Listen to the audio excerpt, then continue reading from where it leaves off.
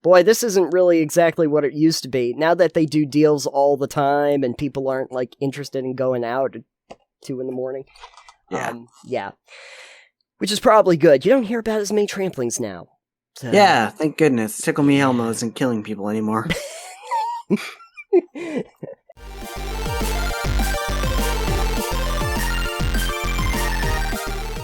We are actually staring down not only Thanksgiving, but we are staring down Black Friday, which, as a consumerist nation, is kind of the more important thing. Alex, are you all jazzed up to get some shopping done for Black Friday? Yes? You seem very enthusiastic. Excellent. Love to see that. Since it is Black Friday, and we talk about gaming on this channel, I did a little bit of snooping around to see if there was anything Black Friday related that was going to be going on for deals. And yes. Dragonflight from World of Warcraft drops on the 28th, if that counts. Oh, okay. I don't think it's a deal. They're not really... It's not on sale for Black Friday, but it's dropping on the 28th, so... Oh, okay. But I'm not going to be able to get it for like 80% off? No. That's too bad. Yeah, no. I only buy stuff when it's like free. I'll talk a little bit about some actual like sales. But there were a couple things that just kind of delighted me. The first one, when I went online, was they had a thing on Finder.com about Black Friday deals for the PlayStation 5. And so, initially, when you see the headline, it's Black Friday early PlayStation 5 sales up to 72% off. And you're like, oh, sweet, that would be really good. Until you actually look down and realize that that's, like, specifically for, like, Valhalla. It's not for, like, the system. Yeah, that's how they get you. Yeah, and the thing that really annoys me even more is I'm saying to myself, well, what about the actual console? Because the console's been very hard to come by. And the way they phrase this is amazing. The term deal might be a stretch, may be stretching it with the offers below. However, with the PS5 regularly selling for over $1,500 on eBay and Gumtree, these offers are the best you are likely to find.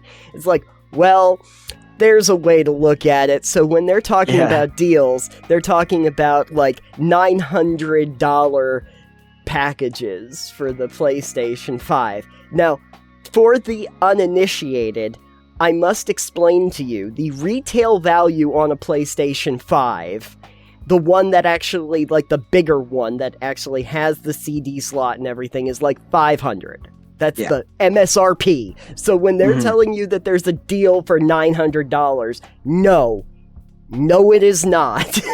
Sorry. This one, though, I love this. Alex, Walmart, deal of the day. Get an arcade cabinet for just $400 this Black Friday. So, the Simpsons arcade cabinet is going to be at Walmart. Normally for like $700, but only $400. Cool. Yeah. So I've seen those. They're not usually like full-size arcade cabinets. They look a little small. They're smaller. They're like mini cabinets. They're maybe like... Yeah. I can't really do a size measurement, but they're smaller than my bookcase. Yeah. And you generally have to put them together. Yes. Yeah. These are they're made built of like for homes. Yeah. I don't know what they're made of, but it's probably like particle board about like an inch thick, maybe half an inch thick. And it's just got like the emulator basically in it. Yeah. Yeah. I always thought, like, if I had space and money and time and interest, I would have actually put together, I would have wanted to put a game like a Rec Room together that was arcadey and try to find old arcade cabinets that I'd be able to reuse and put together to make my own little arcade. But not necessarily the ones that they do for retail, which is a completely different thing altogether. I mean, if you're going to go down that route anyways, you might as well make one arcade cabinet that has like a terabyte SSD in there. Yeah. That has emulators that you can choose through like 600 games. Exactly, yeah. That way you can just be like, yes, one cabinet to house them all. Right. The only reason why you'd want to have something like this, that's like the modern era one, would be if I could do an emulator. Otherwise, I'd want to just get the old classic cabinets because they're the actual cabinets from the arcade. You could put Polybius in your arcade rec room. There you go. Perfect. There's a deep dive for anyone who wants to look into that. Not me. So anyway, the Simpsons Arcade 1-Up package includes the matching stool and the tin wall sign and a 17-inch LCD screen. So yeah, this is a modern cabinet. This isn't like an oldie. I don't really know why it was the Simpsons specifically. This is like the old Simpsons, I think, like brawler that you would go along the old classic like Double Dragon, but it's Simpsons. So, hey, if you were ever looking for a cabinet, I guess that's a thing. Good for you. But sadly, though, the truth is that there aren't a ton of, like, tabletop game, like actual board games that you would think of that are going to be on sale. But it does look like there are going to be some early Black Friday sales, mostly on Amazon for things like Gloomhaven and Betrayal on House on the Hill, The Quackening of Quedlinburg, which is a game. The name, too. It is a name, yeah. Risk, Warhammer 40,000. You can save $15 on. And yeah, basically anything made by Hasbro, it seems. Yes, Hasbro's having a time. Maybe we'll talk about that on a future episode. I love this deal. Warhammer Quest Cursed City is going to be $30 off, which means that it's only $170. Yeah, okay. Yay. Good. Yeah. Don't have to pay for that. So there are a few deals, and I'm sure that in the digital space, you're going to see a giant list from Steam and the rest of them when it comes out. This is usually the time where a lot of the games, I did mention Valhalla, but a lot of the games that are like didn't sell particularly well will go for like half off if you're lucky, but I don't know how much of that's going to be happening this year. We'll see. We'll see. But anyway, any Black Friday deals that you happen to know about or are interested in taking up? I bought Code Vein. Ah! Because it was excellent. 85% off. I've played Code Vein. I know you have. You've talked about it, and I played God Eater 3, which are very similar, so I figured I'd try Code Vein. Yeah, I haven't played God Eater. What is God Eater 3 like? It's kind of like a Monster Hunter, but smaller scale. Okay. Which I like. Yeah. Code Vein takes more cues from, like, Dark Souls. Yeah.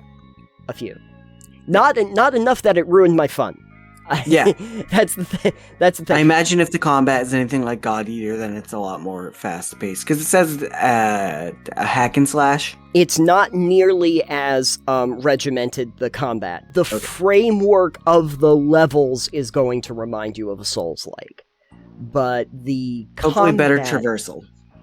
Slightly better traversal. Until you get to the Citadel. When you start to see a giant flying city of pure white in the sky, be prepared. It's a maze. Yeah, fast travel, a big thing. A central hub where you get to talk to characters, and being able to trade out jobs and stuff. I like that about Code Vein. So, yeah, not a bad entry in terms of that genre. And also, the combat is a lot faster. You actually feel like an anime character going around. Well, you are an anime character, so... You are an anime character. It's not like the tank controls of the classic Dark Souls, but if anyone is out there and has recommendations for Black Friday sales when you see this video, or you hear this podcast, please let us know, because tis the season. Gotta get everybody gifts, including ourselves. You gotta get, I find that, like, Black Friday is the day where I get myself gifts. I've usually already done most of my shopping for other people when I see things that I want that have already gone on sale. So, and with early Black Friday... I'm not really allowed... I'm not allowed to get myself gifts through the season because my birthday's in December, so... Fair enough. But, with the advent of, like, early Black Friday, it's not really as big a deal to just do stuff on Friday, because they're already telling me about early Black Friday sales, so... I'll be at the store Friday morning anyways, so How early do you have to go in on that day? I don't know. I work Wednesday night. No, I work Thursday night. Sorry, I have Wednesday off because that's my Thanksgiving off essentially. Yes. And I work Thursday night, my normal 10 to 7. The last time we were there, and we basically had to stand around to help customers if anyone needed help. Right. And boy, we were just bored for the last 2 hours of work. Yeah. I remember when I was doing retail and we actually opened at 6, and we when we normally open at 9. And that last year or two that I was there, so 2017, 2016, something like that, we open at 6, we have these doorbuster deals, everybody's super excited, and 3 people walked in the store at 6, and I had all the registers open, and we're just sitting there twiddling our thumbs boy, this isn't really exactly what it used to be. Now that they do deals all the time and people aren't interested in going out at 2 in the morning. Yeah. Yeah. Which is probably good. You don't hear about as many tramplings now. So. Yeah, thank goodness. Tickle Me Elmo isn't killing people anymore.